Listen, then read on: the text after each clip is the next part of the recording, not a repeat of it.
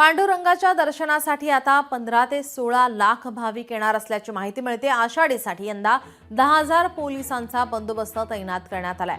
पंढरपुरात 6 जुलैला एकादशीचा सोहळा रंगणार आहे।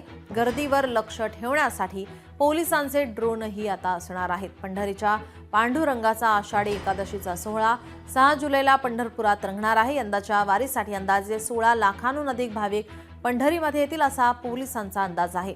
गर्दीवरील नियंत्रणासाठी 10,000 पोलिसांचा बंदोबस्त त्या ठिकाणी असणार आहे।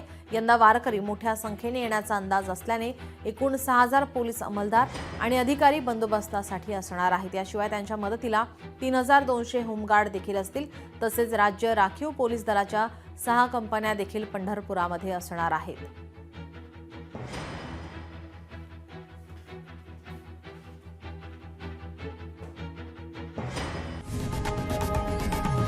लोकशाही मराठी ऐका, पहा, जागरूक रहा।